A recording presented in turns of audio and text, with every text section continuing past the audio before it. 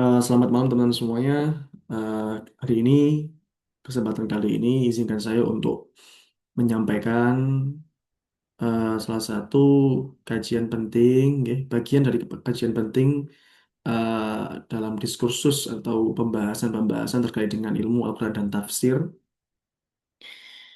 yang kalau teman-teman tafsir ikut di kajian-kajian kelas ya, diskusi-diskusi kelas itu ada istilah yang namanya Israiliyat. Jadi sederhana saja ya. eh Israiliyat itu adalah salah satu bisa dibilang komponen ya atau sumber penafsiran yang dipakai oleh para ulama ya untuk menafsirkan Al-Quran. Berbeda dengan hermeneutika dan lain sebagainya, posisi Israiliyat itu hampir sama seperti eh bukan bukan sama ya. Saya bilang hampir sama tapi jauh gitu, dengan hadis Nabawi, dengan hadis-hadis Rasulullah SAW. Karena dia sifatnya apa ya eh complementary complementary sources. Jadi dia disebut sebagai complementary source, yaitu sumber komplementer, ya, sumber pelengkap atau sumber yang menambahi hal-hal yang barangkali tidak bisa difahami jika kita hanya menggunakan apa namanya hadis nabawi. Tentu saya tidak ingin mengatakan bahwa Nabi Muhammad tidak apa ya belum menjelaskan semua isi Quran. Saya tidak ingin mengatakan itu karena itu diskursus yang akan sangat panjang.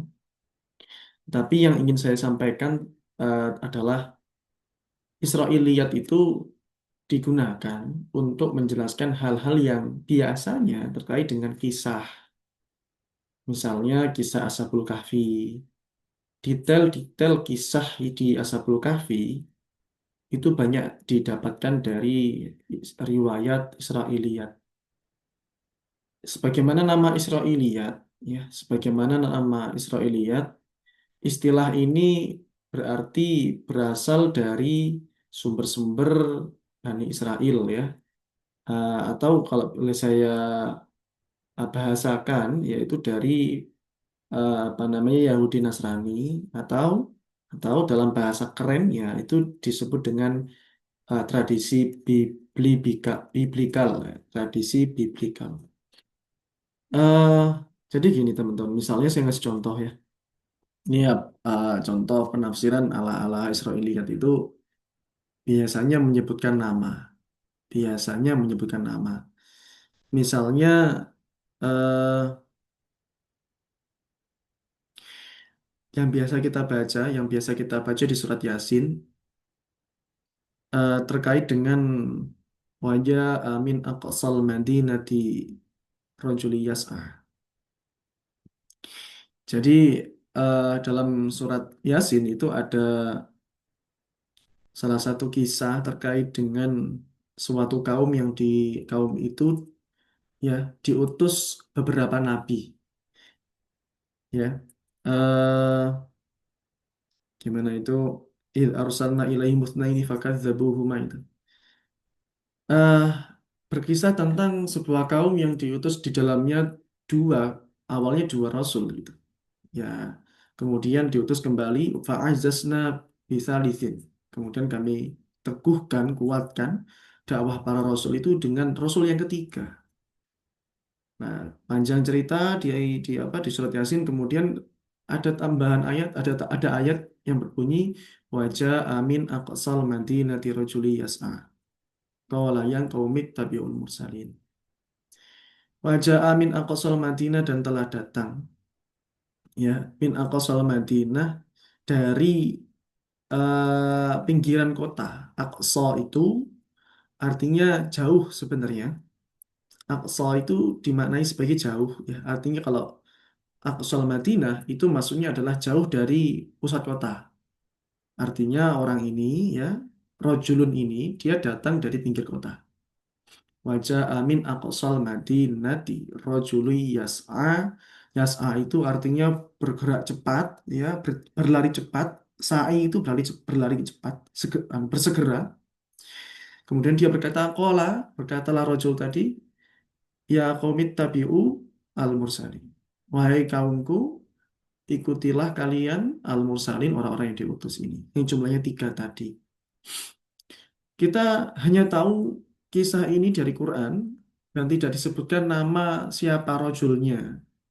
Rojul ini bernama Habib, bernama Habib. Habib An-Najjar atau Habib siapa saya lupa. Namanya Habib gitu. Lah, di kisah ini kemudian kalau kita baca di Surat Yasin,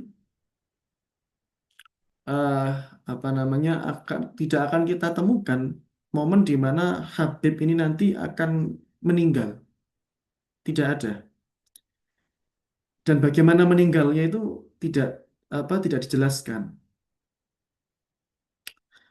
Qala ya qaumi ittabi'ul mursalin ittabi'u man la yas'alukum ajra wa hum muhtadun wa ma liya la a'budu alladhi fatarani wa ilaihi turja'un a'attakhidhu min dunihi alihatan yuridni rahmanu bidurrin la tughni anni syafa'atuhum syai'an wa la yanqidhun inni idzal lafi dhalalin mubin inni amantu bi rabbikum fasma'un. Nah, teman-teman, ayat yang saya tadi baca itu adalah pengakuan seorang Habib, ya bukan Habib yang saya maksud yang kita apa namanya yang kita tahu saat ini, tapi Habib nama, sekali lagi Habib ini nama. Pengakuan Habib ini di hadapan para kaumnya, ya, sementara di dekat dia itu ada para nabi, para rasul yang diutus, membuat dia akhirnya terbunuh karena pengakuan keimanan tadi. Inni amantu bi rabbikum fasma'un qila dakhulil jannah. Lah kata qila udkhilil jannah, masuklah kamu ke surga, itu kalau di tafsir-tafsir yang menggunakan eh, riwayat Israiliyat ini mengisahkan bahwa dia mati terbunuh dan masuk surga, masuk surga. Dan bagaimana meninggalnya kita tidak dijelaskan, tiba-tiba qila dakhulil jannah. Kalau kita melihat tafsir-tafsir yang menggunakan riwayat Israiliyat, itu dikisahkan bahwa Habib ini meninggalnya dikeroyok, dikeroyok dan diceritakan detailnya, ya lumayan kecil bagaimana dia meninggal, tragis. eh dan kemudian singkat cerita, dia masuk surga dan dia menyesali kaumnya mengapa tidak masuk Islam, dalam artian ini beriman pada para rasul. Tadi adalah contoh eh, tafsir Israiliyat, ya. Jadi menggunakan riwayat Israiliyat yang dari kata Israel berarti Bani Israel, ya. Eh, Riwayat-riwayat yang disampaikan ada yang diperoleh dari orang-orang Yahudi dan Nasrani. Teman-teman tahu nggak sih sebenarnya riwayat Israiliyat itu adalah salah satu riwayat yang problematis, dinilai problematis oleh para ulama. Kenapa problematis? Karena dia eh, muasalnya itu kurang kuat oleh para ulama, dinilai demikian. Kenapa kok kurang kuat? Ya, tentu ini terkait dengan isu teologis, ya, isu keagamaan kita dengan orang Yahudi Nasrani. Yang kita tahu dalam keyakinan agama kita, yaitu dalam keyakinan Islam, itu terdapat deviasi atau terdapat penyelewengan yang dilakukan oleh orang Yahudi dan Nasrani. Apa yang diselewengkan? Agama yang asli atau genuine dari nabi mereka, para nabi Bani Israel, mulai dari Alhamdulillah, mulai dari Nabi Musa sampai Nabi Isa.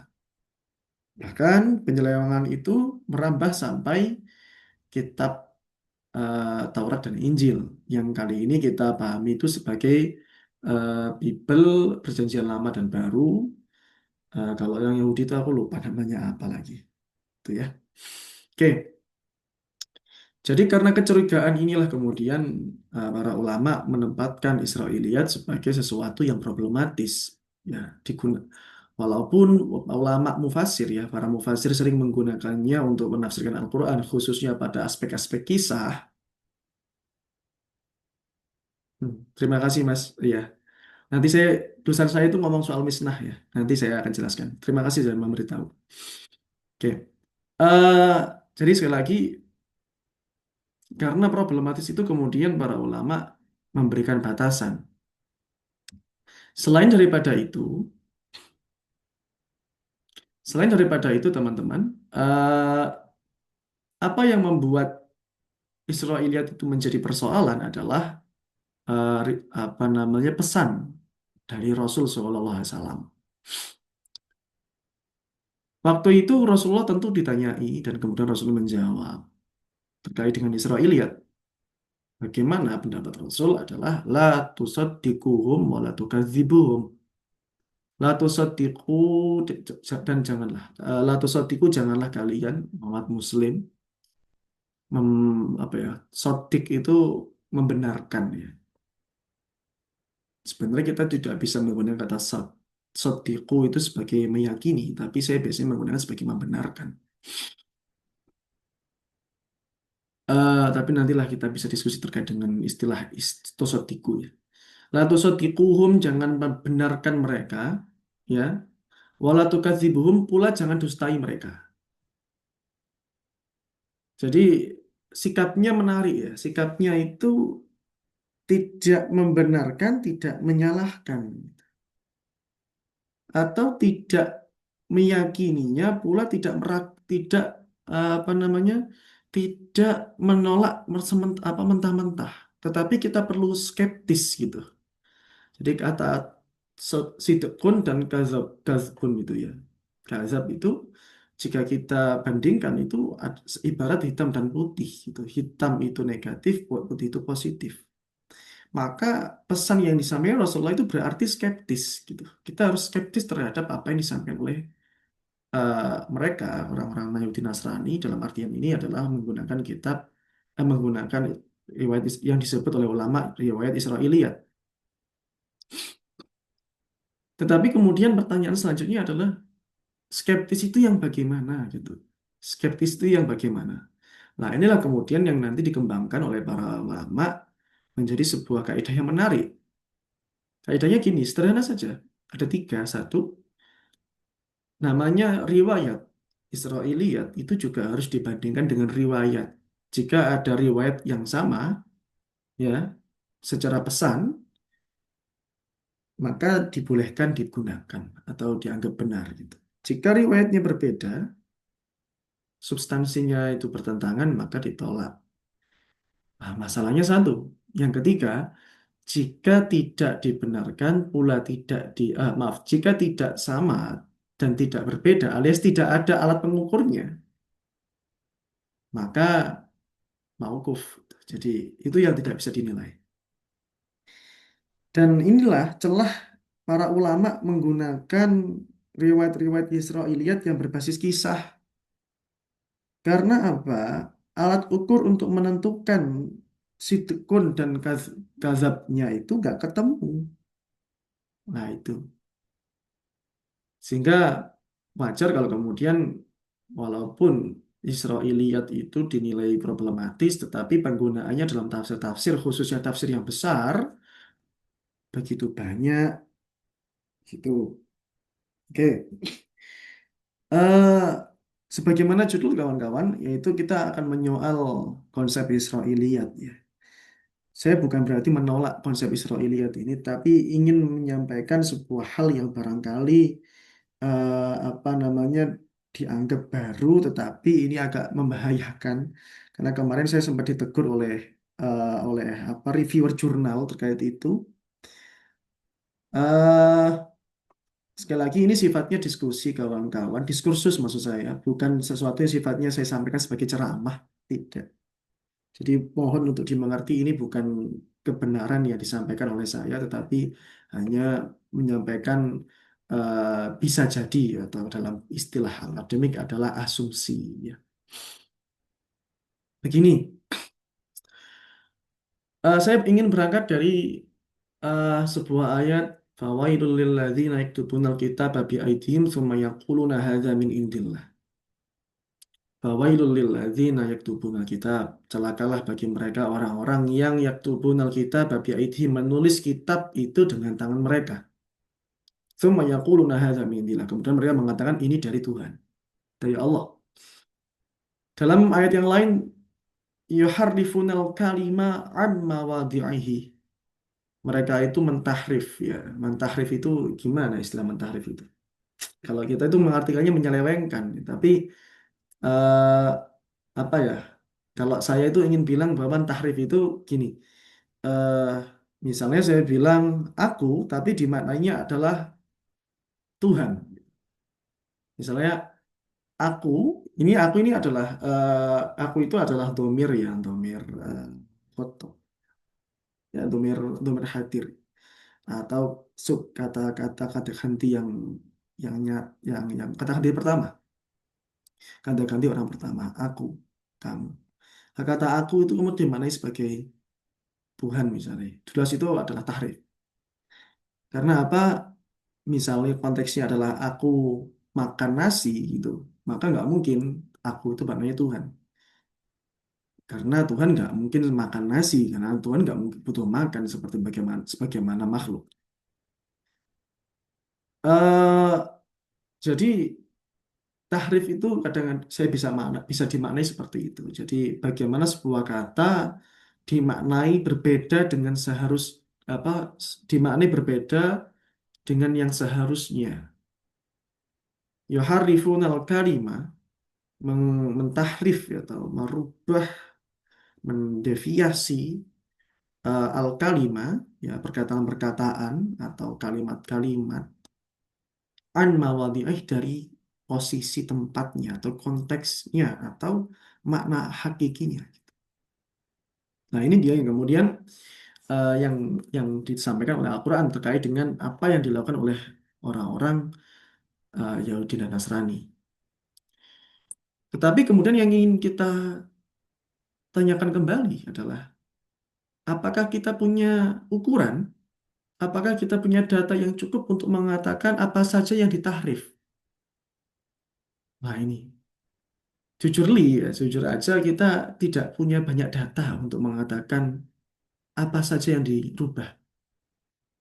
Jadi singkat cerita, singkat cerita, polemik yang diangkat oleh Al-Quran terkait dengan isu deviasi itu kemudian ditanggapi di zaman Rasul dengan dialog antara Rasulullah sebagai perwakilan dari apa Muslim dengan orang Yahudi Nasrani di Madinah. Bahkan sebenarnya terjadi ini sebelum sebelum Rasulullah hijrah ke Madinah, di Makkah sudah terjadi.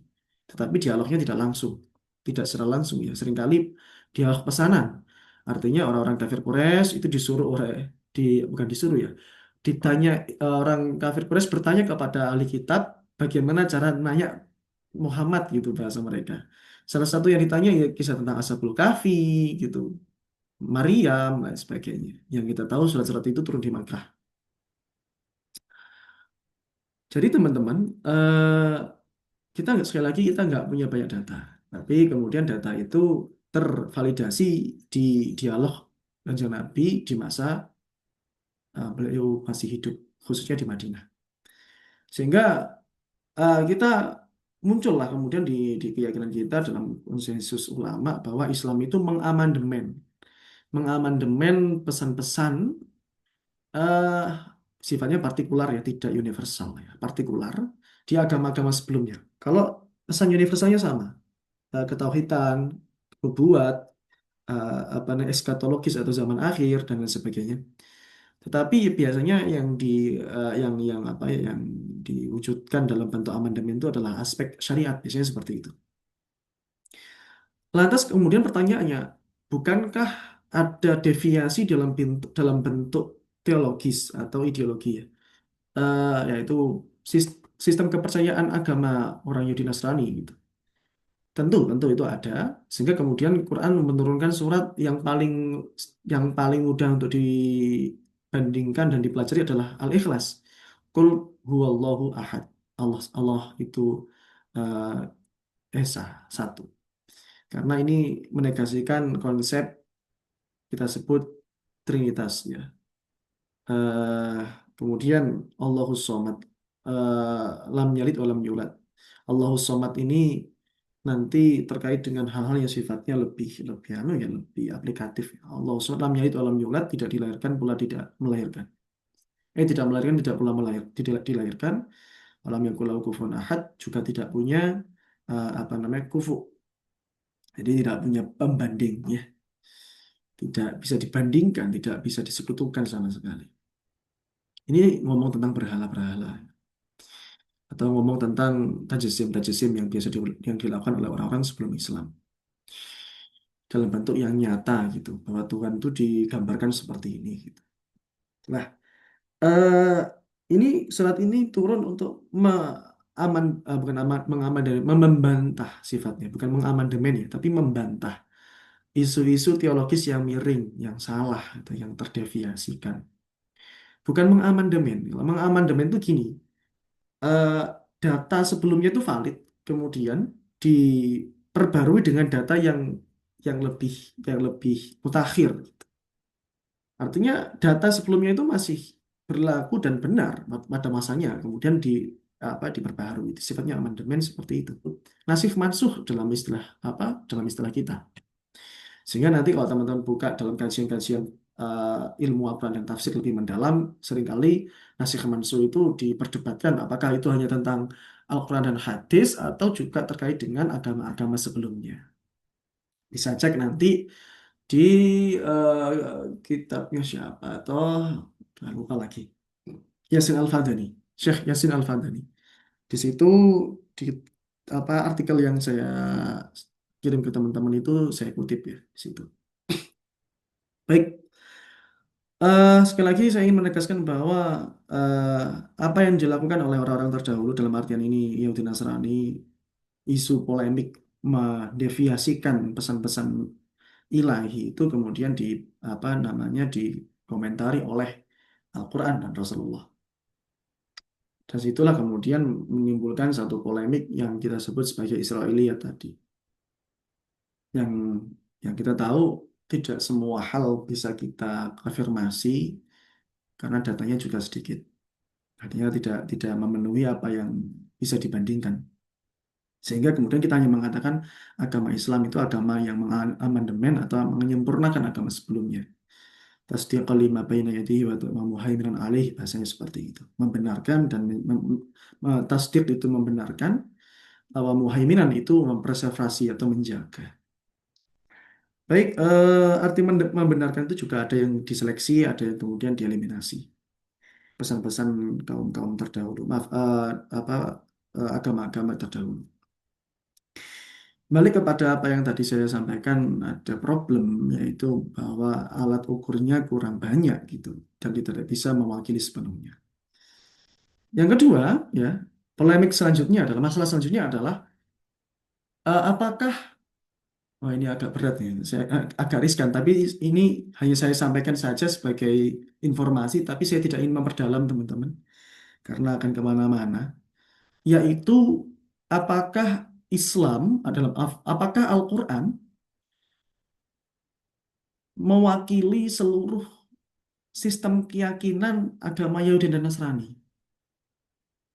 Jujur aja, saya pernah ngobrol, Pak, bertanya langsung kepada dosen pengajar Trinitas ya, teologi Kristiani, bahwa apa yang disampaikan sama Quran itu hanya sebagian dari eh, yang ada dalam realitas. Karena realita yang sesungguhnya itu jauh lebih kompleks dan lebih banyak.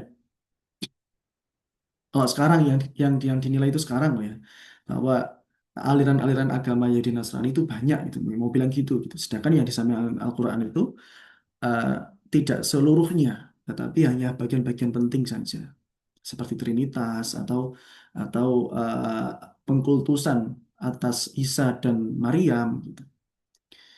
Atau konsep tentang Uzair Uzair bukan gimana itu, Ibnullah itu loh, Uzair Ibnullah. Uzair itu anak Tuhan itu apalagi itu. Saya lupa banyak. Tetapi tidak tentu sekali lagi ini tidak mewakili semuanya.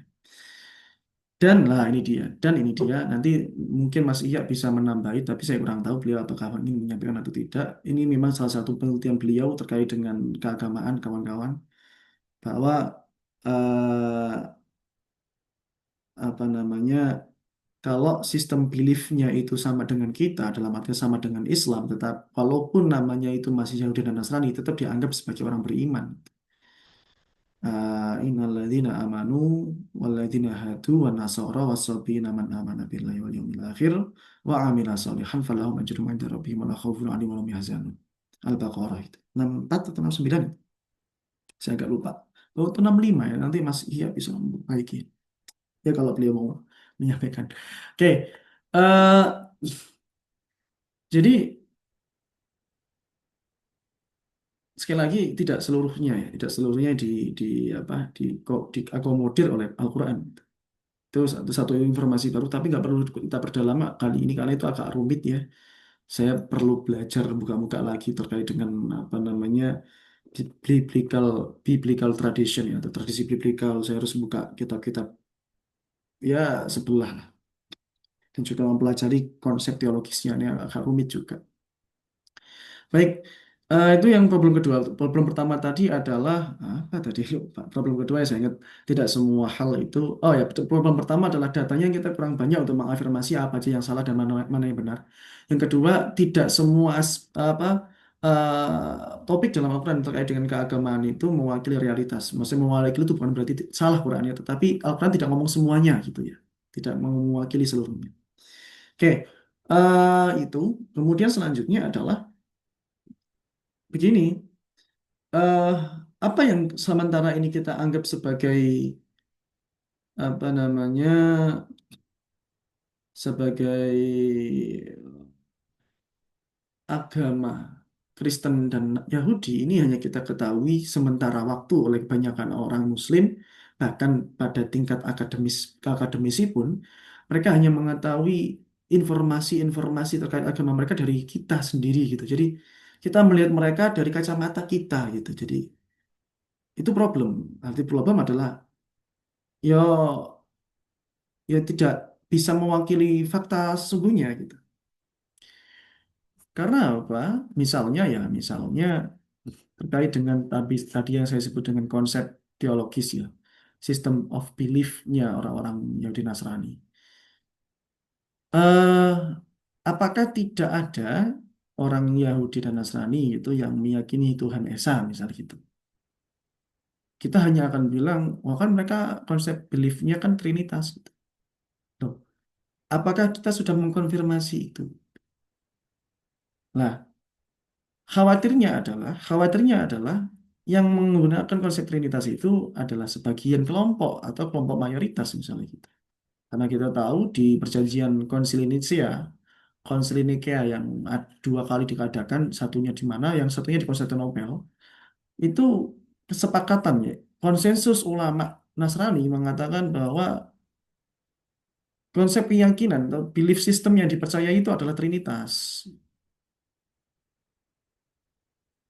Sehingga kemudian orang-orang yang meyakini Tuhan Esa atau meyakini bahwa Isa itu bukan bukan bukan Tuhan dipersekusi. Bahkan yang pernah saya dapatkan itu mereka ada yang dibunuh, genocide. Makanya hal itu yang menjadikan Islam yang waktu itu lahir di Madinah muncul di Mekah itu dianggap sebagai agama Kristen minoritas terdahulu gitu, mau bilang gitu. Karena kok sama ya gitu. Orang Islam, sistem beliefnya yang agama yang diangkat sama Muhammad itu kok dianggap kok sama ya seperti Kristen-Kristen terdahulu gitu lah itu loh. Yang sudah diamandemenkan gitu lah. Lah itu.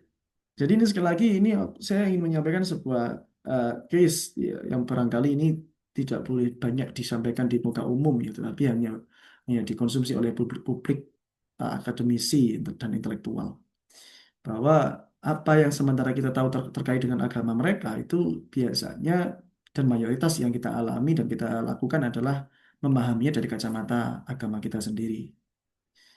Nah, sehingga ya jadinya kita agak bias gitu, agak salah memahami.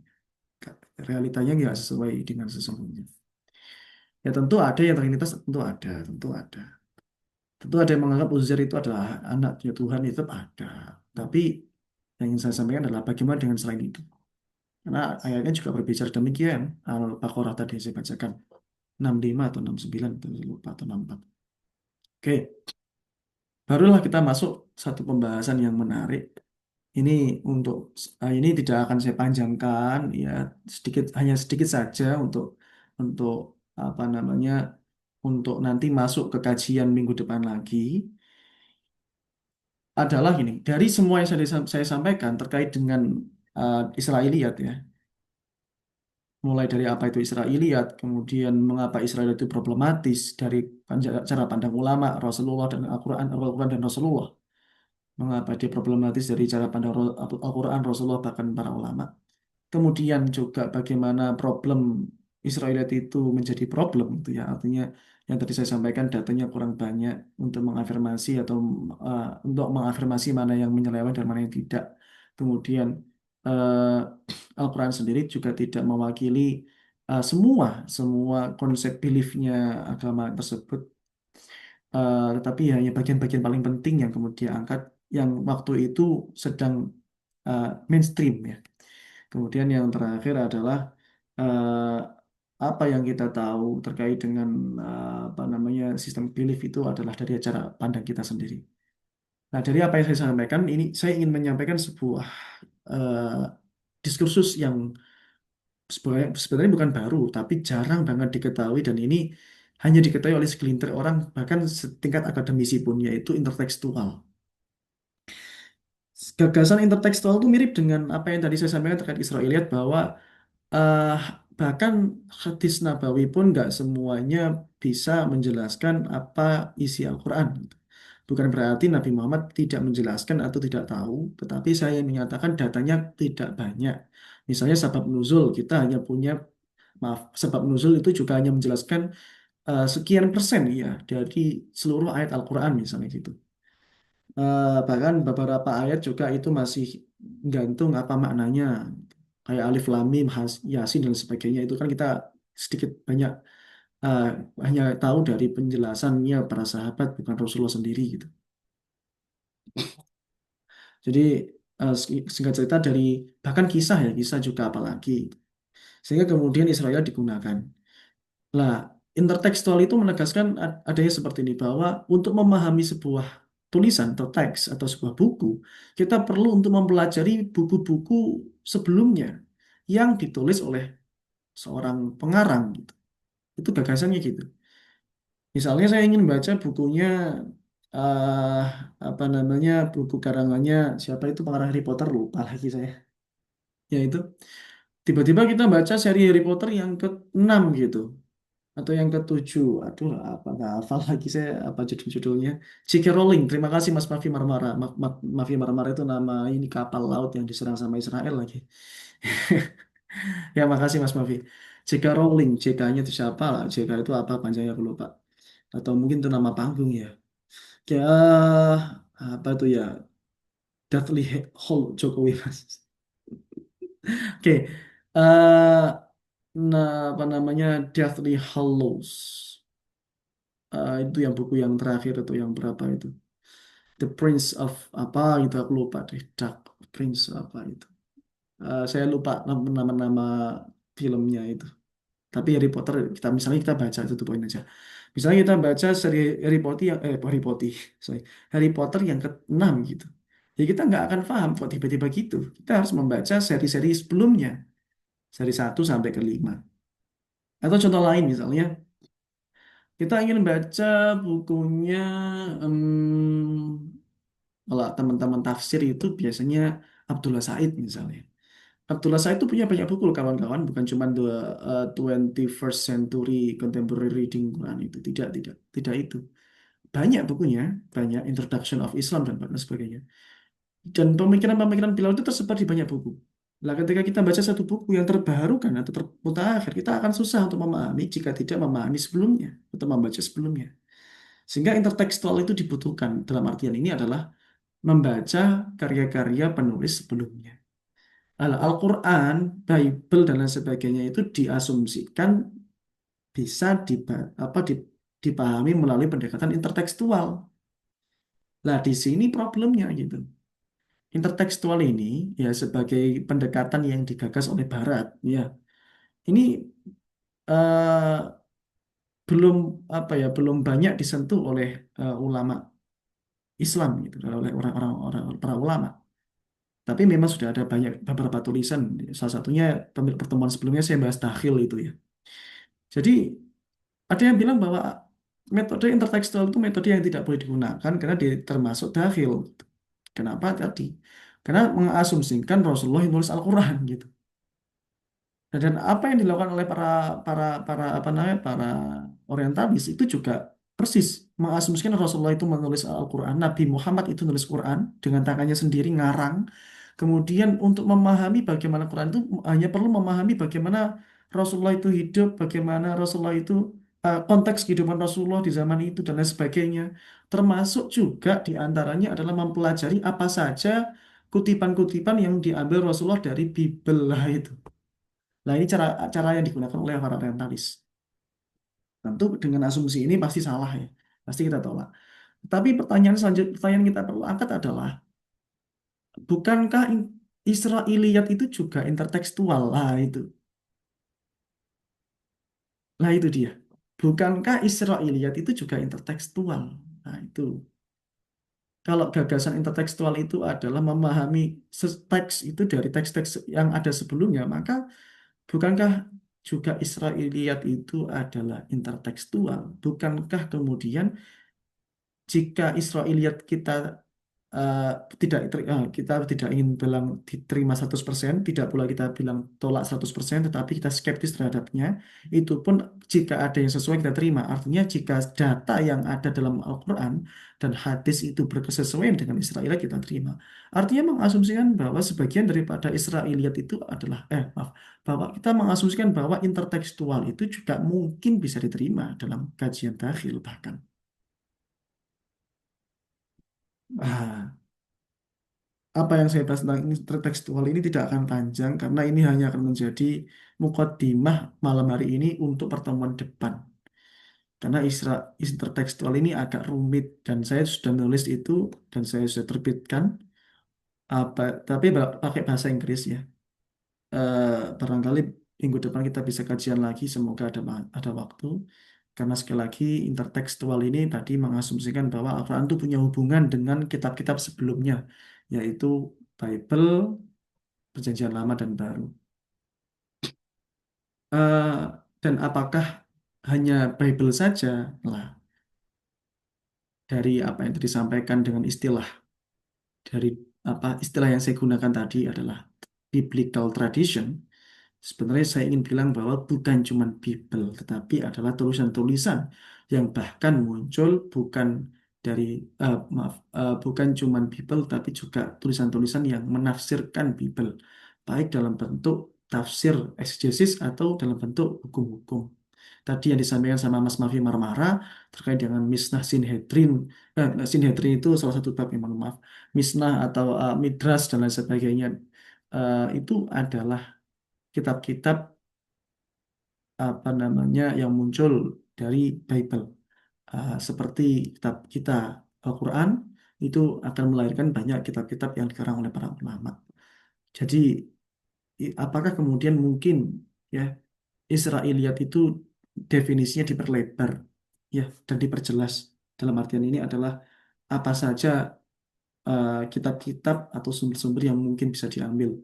Kalau kemudian kita hanya memaknainya sebagai semua sumber yang berasal dari Yahudi dan Nasrani, kayaknya kita eh, masih ngawang itu apa gitu. Tapi kalau misalnya kita ingin redefinisi, mungkin itu bisa bisa bisa aja dilakukan.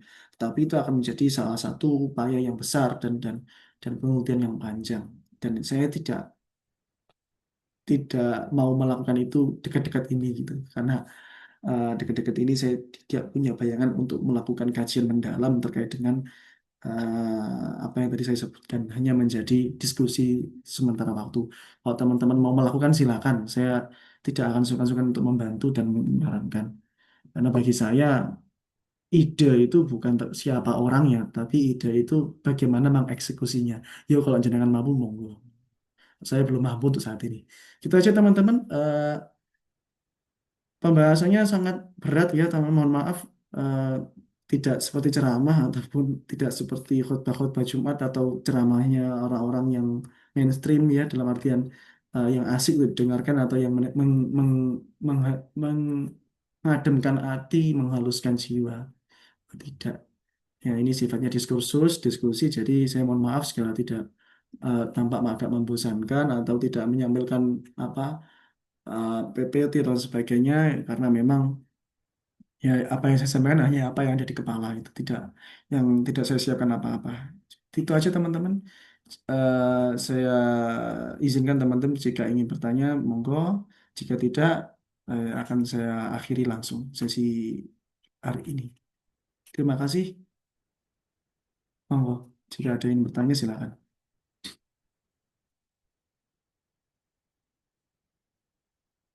Monggo, Mas Mafi Marmara. Janjian iki sapa to Pak Jokowi? Monggo Mas Mafi, dinyalakan Mas. Monggo, monggo.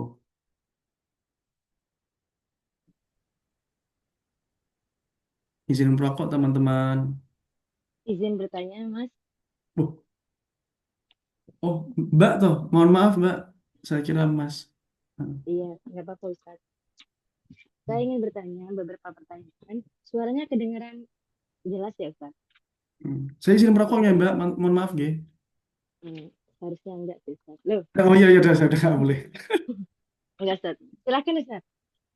Ya, gimana Pertanyaannya, pertanyaannya? Hmm. sebenarnya antara Israiliyat dalam Quran, dalam tafsir ya kita bilang, dalam tafsir. Tapi kan tafsir itu alat untuk memahami Quran. Jadi pasti kita Israiliyat dan Quran, terus interteks Yahudi, Kristen, dan Islam itu sangat menarik menurut saya, Ustaz. Nah, saya punya beberapa pertanyaan, Ustaz. Tapi maaf, Ustaz, mungkin kalau pertanyaannya kurang jelas karena saya sedikit grogi, Ustaz. Saya introvert. Nah, pertanyaannya yang pertama, Ustaz. Eh, Oh, saya tahu ini siapa nih. Maaf, Ustaz, Ya, suaranya lanjut ini Inas. nervous. Lanjut Inas, lanjut Inas. Oke, Ah. saat Ustaz membahas salah satu alasan kenapa Israiliyat itu ditolak, bukan ditolak, ya, Ustaz, dipertanyakan. Kan Hmm. Antum bilang bahwa problematik. Dan Antum mengatakan ada satu sebab, yaitu deviasi teologi. Hmm. Ya kan, Ustaz? Hmm. Deviasi teologi. Oke. Deviasi teologi itu karena ada teori tahrif seperti yang tadi Antum sebutkan. Nah, Hmm. selain deviasi teologi kan ada alasan lain, yaitu kekuatan riwayat atau matanya, ya Ustaz. Hmm. Ya Ustaz. Nah, Hmm. sebenarnya kalau yang definisi teologi memang anggap itu hal yang sulit, seperti yang Antum bilang, susah untuk dibuktikan dan sebagainya. Tapi kalau Hmm. yang kekuatan mata, Ustaz, berarti kan secara tidak langsung saat Hmm. riwayatnya lemah dan tidak bisa tertelusuri mukoto atau mursal hadisnya, Hmm. Hmm. kita ragukan dan kita tidak terima karena hadisnya mungkin doif, ahad, gharib dan sebagainya. Tapi saat rantai riwayatnya kuat, rantai sanadnya kuat, berarti kan bisa bisa kita terima, Ustaz. Nah, berarti itu satu masalah selesai. Kalau cuma urusan riwayat. Nah, terus Hmm. Ustaz, saat tadi uh, anggap kita karena Rasul sendiri sikapnya netral akan Israiliyat, mungkin kita pun juga sampai sekarang sikapnya tidak tegas, menerima atau tidak. Let's say kita netral. Hmm. Tapi Ustaz, ada ayat yang sangat amat jelas dalam Quran yang sangat mengarahkan kita. Bahkan pakainya itu fi'lul amr, Ustaz, kata perintah. Nah, secara eksplisit, obvious, dan sangat, ya itu.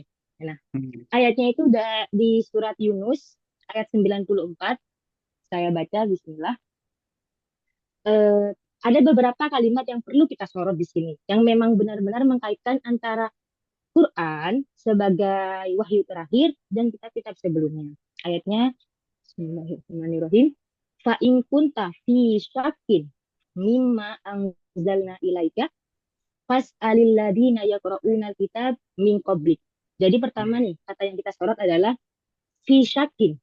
Jika dan ini ayatnya ditujukan kepada menghotapnya itu Nabi Muhammad sendiri, Ustaz. Fa in Hmm. kunta fi syakin, dalam keraguan tentang apa yang kami turunkan kepadamu, fas alil, maka tanyakanlah. Nah itu tak Ustaz, pakai kata perintah. Fas al alladzina yaqra'una kitab min qablik. Nah, itu kan bukannya sudah jelas sekali, Ustaz. Nah, di mana kayak harusnya kita tahu dong mana posisi kita sekarang. Nah, di Hmm. mana Quran sendiri mengkaitkan pesannya dengan pesan sebelumnya. Itu Ustaz. Hmm. Nah, jadi itu ya, ada dua kata yang memang perlu disorot dan itu menurut saya sudah cukup jelas bahwa memang Quran sendiri pun mengkaitkan dengan pesan sebelumnya. Terus, Iya, ya. kenapa Ustaz? Nanti pertanyaan selanjutnya Ustaz. Nah, kalau kalau kita mengaji ya Ustaz sebagai Muslim, mari kita Hmm. kaji, mari kita mengaji dengan teliti dan dengan penuh telaah.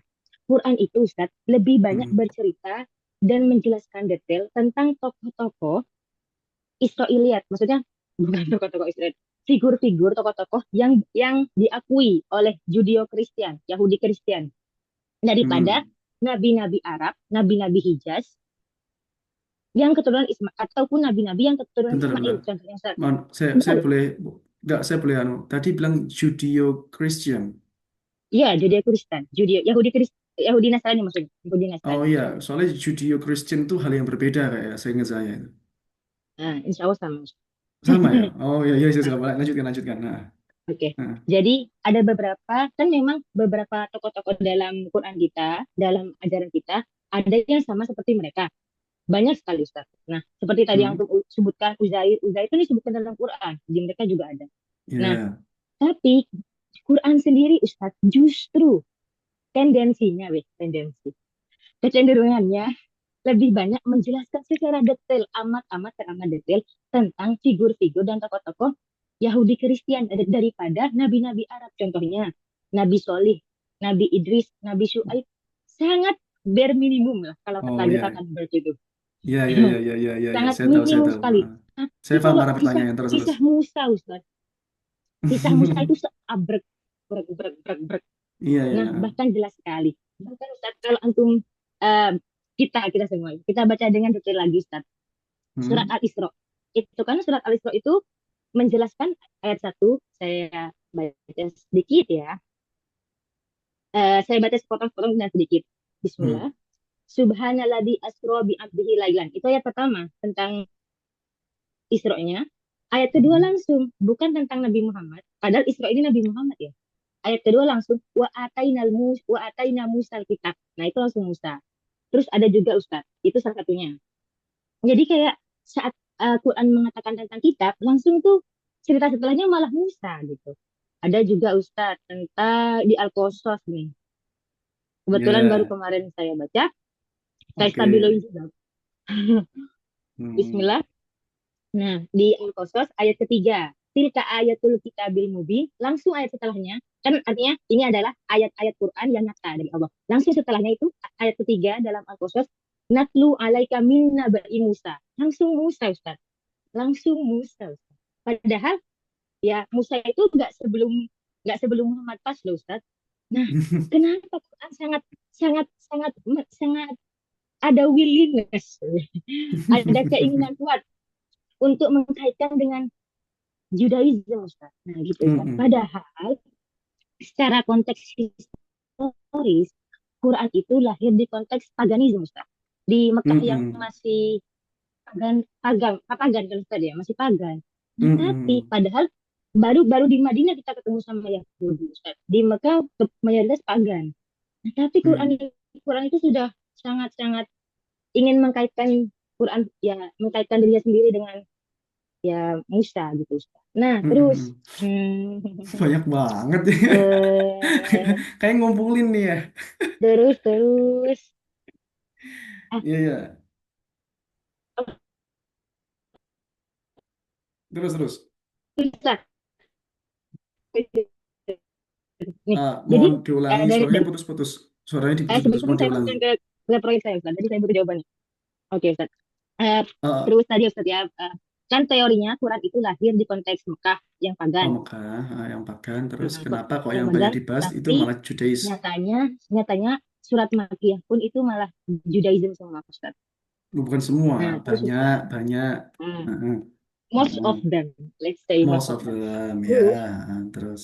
hmm, nah Ustaz, terus tadi Antum bilang Israel dan intertext itu ada perbedaan yang signifikan Ustaz. Setelah saya Mm-mm, telah secara personal dan pribadi. Nah, enggak, ya. perbedaan Israel dan Israeliat dalam tafsir dan Mm-mm, intertext sendiri itu Perbedaannya sangat ini, sangat jelas, signifikan. Nah, kalau Israelia dalam tafsir itu hanya berupa riwayat, hadis dari orang-orang Muslim yang dulunya mereka alumni Yahudi, alumni Nasrani. Jadi mereka sudah mualaf. Nah, di sini mereka baru membawa riwayat-riwayat mereka hanya berupa oral atau verbal. Hanya kayak dulu di kitab kami seperti ini gitu, nah, Ustaz. Tapi kalau interteks Ustaz, dari judul saja sudah interteks. Jadi teks vs teks, teks dengan teks. Nah, itu sudah jelas ada rujukannya di Bible, ada tulisannya di Bible. Jadi bukan hanya sekedar tradisi Omong-omong. verbal atau tradisi oral dan Hmm. omongan-omongan kayaknya gini, tapi sudah ada tercantum. Jadi teks vs Ya, teks ya. gitu. Mm-mm. Oke, tapi pertanyaan yang paling perlu saya butuh jawabannya adalah saat teori bahwa Quran itu lahir di Mekah dengan konteks pagan, tapi kenapa isinya malah Judaism? Gitu. Ustaz. Terima kasih, Ustaz. Iya, iya. Intinya itu ya. Enggak banyak strateginya. Oke, oke. Sih, karena panjang ya data-data yang disampaikan dan semua adalah ayat. Yang pertama memang apa yang saya ingin sampaikan terkait dengan kenapa Al-Quran itu punya kaitan erat dengan agama terdahulu dan perbandingan kisah yang disampaikan Al-Quran itu cenderung lebih banyak terkait dengan Israiliyat ya atau Bani Israel ya daripada nabi-nabi non-Israel seperti Nabi Hud, Soleh dan sebagainya. Kok Nabi Musa lebih banyak gitu ya kok kisah-kisah tentang apa namanya nabi-nabi selain itu cenderung tidak sebanyak Nabi Musa. Itu dulu saya jawab begini. eh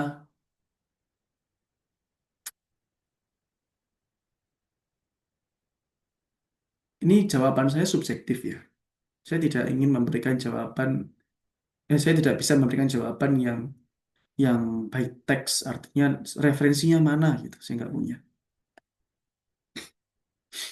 Begini, eh saya jawabnya ada dua. Yang pertama,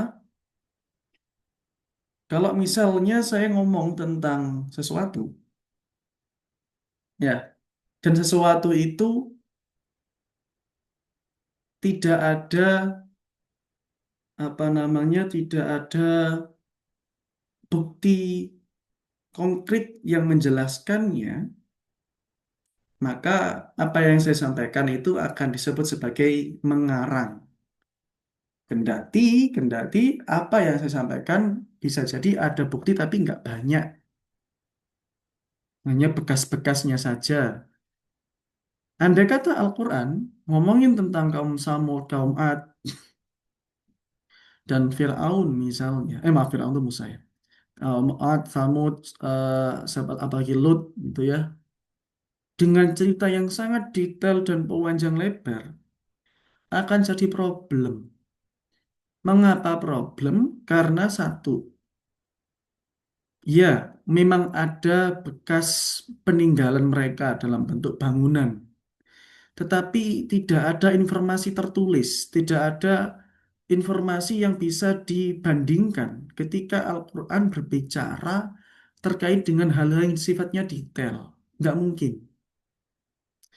Karena tidak mungkin, arti nggak mungkin ada pembandingnya, karena memang nggak ada.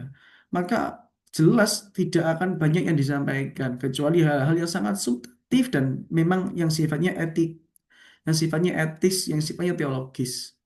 Tidak menjelaskan tentang detail-detail seperti sistem ekonominya kaum Samud atau bagaimana mereka membangun dan sebagainya, menterinya siapa, rajanya siapa, enggak dibicarakan.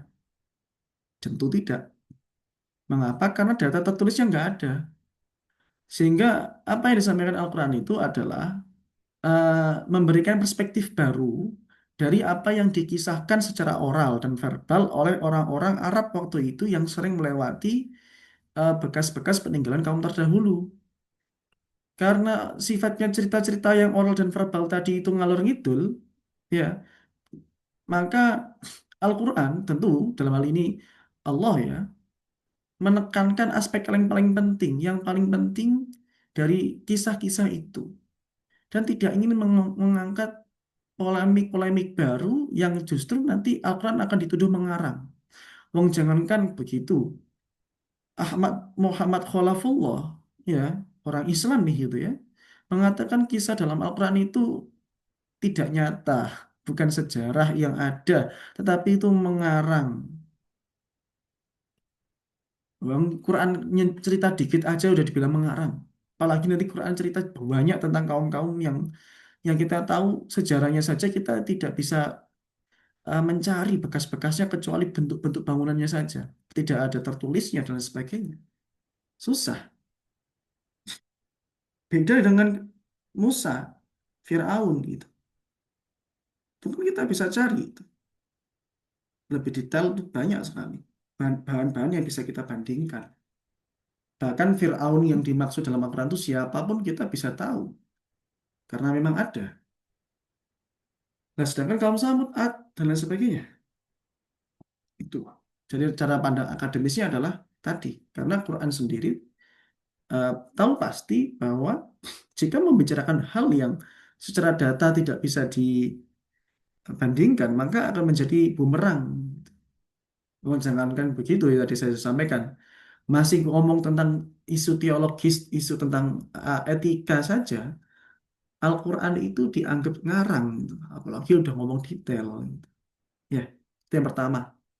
Jadi, mengapa kok kisah-kisah terdahulu dalam artian non-Israel itu tidak banyak? Kecuali ya sekilas-sekilas dan itu seringkali yang kita terima adalah cerita-cerita tentang etika, moral, sosial, tetapi tidak hal yang sifatnya detail, termasuk teologis. Mengapa kok kemudian yang kedua, mengapa kemudian yang disinggung itu kok banyak Judeo-Christianity?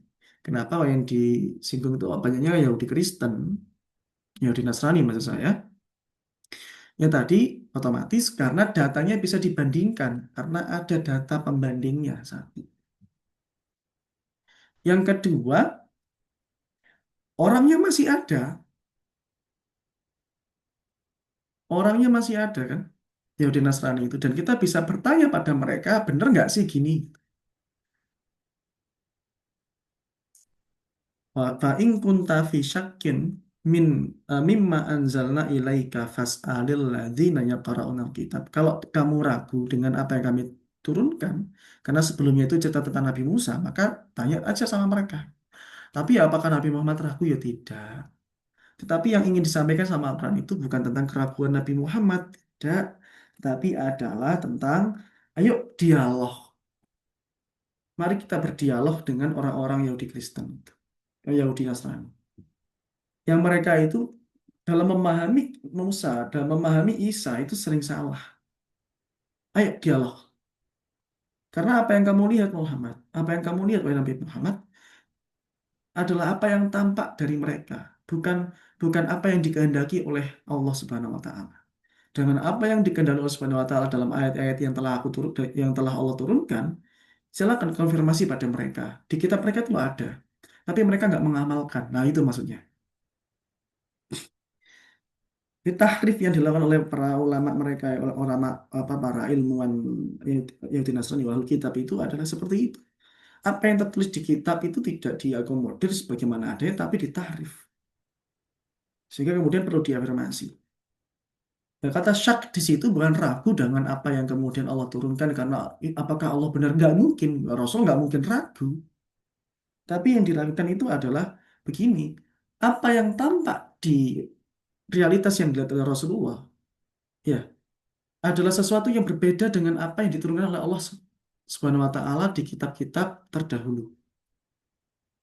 Jadi itu yang perlu dikonfirmasi dan akhirnya terjadi kan obrolan itu, dialog itu. Itu ya dari apa yang saya apa ayat yang tadi yang pian tadi apa kutip dan bacakan. Mengapa kok kemudian yang terakhir ya, mengapa kemudian ini jawaban saya selanjutnya adalah mengapa kok Al-Quran lebih banyak berbicara tentang Yahudi dan Nasrani. Tadi yang saya sampaikan karena orangnya ada dan datanya bisa dibandingkan. Ini yang lebih penting.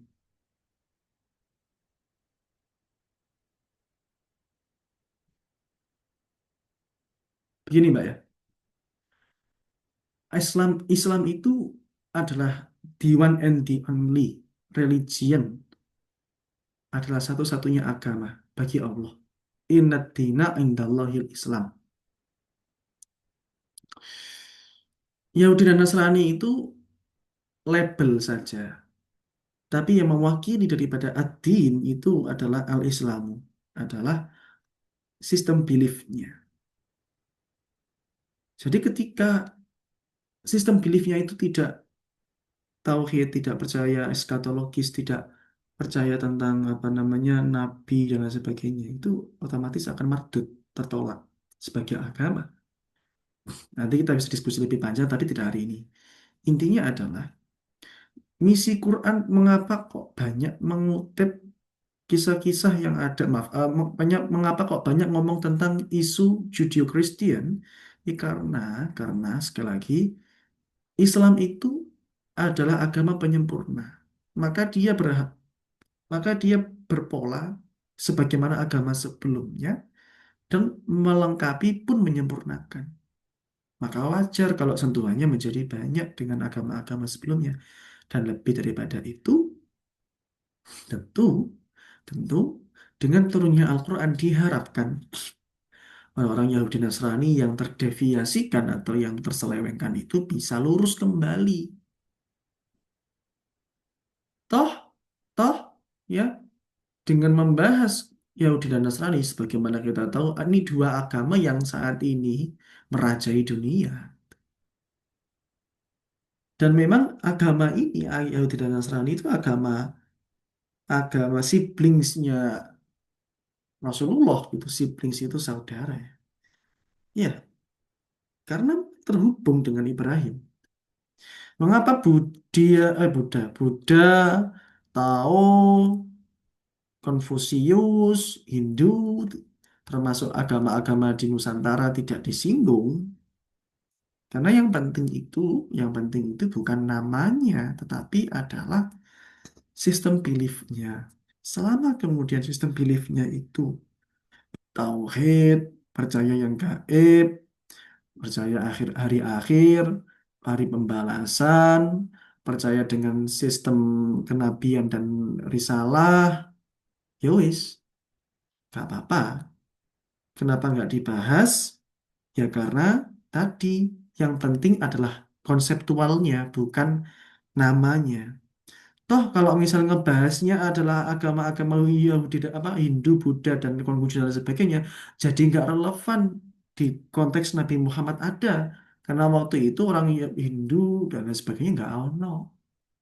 Jadi yang diisukan itu adalah isu universal, bukan bukan isu-isu ideologis atau teologis yang detail yang dan menyebut Hindu dan lain sebagainya. Cukup saja Gusti Allah menyebut Allah tidak kufu dengan apapun. Allah tidak bisa disyirikkan. Allah nggak bisa digambarkan. Nah, itu akan menyentuh semua sistem belief yang bisa kita katakan tidak sama dengan kita. Yang mau mengibaratkan Tuhan itu berwajah seperti ini, patungnya ini, dan sebagainya. Begitu. Cukup dengan berhala-berhala yang itu kan udah bisa dilihat bagaimana sistem beliefnya Hindu dan Nasrani, Hindu dan Buddha dan lain sebagainya itu. Jadi eh, wajar ketika sentuhannya Al-Quran itu banyak Yahudi dan Nasrani, iya karena konteksnya waktu itu bersandingan dengan mereka. Nah, selanjutnya mengapa kok di konteks Mekah yang agamanya itu kita sebut politeis ya, penyembah berhala, justru tidak mayoritas banyak dibahas sederhana saja, sederhana. Sebenarnya bukan tidak banyak, yo banyak yang dibahas. Tapi saya boleh bilang begini, agama-agama yang sifat agama-agama berhala, agama-agama apa namanya orang-orang Mekah jahiliyah itu sebenarnya adalah agamanya Ibrahim yang diselewengkan. Jadi bukan agama baru yang tiba-tiba ada dan diinovasikan oleh seseorang yang tidak ada hubungan sama sekali dengan Ibrahim. Enggak, itu ada hubungan dengan Nabi Ibrahim. Nah, adapun patung-patung yang mereka sembah itu bukan kemudian mereka mengasumsikan ini Tuhan kita seperti Yahudi apa Hindu dan Buddha enggak. Itu kalau kita tarik ke sejarahannya, patung-patung itu adalah monumen orang saleh, monumen orang-orang soleh yang kemudian diingat dalam bentuk patung. Dan memang sejarah perpatungan itu muncul itu bukan karena orang tiba-tiba iseng bikin patung, enggak, tetapi mereka terinspirasi dari apa yang sudah ada. Bukan kemudian ngarang-ngarang sendiri, enggak, karena memang terinspirasi.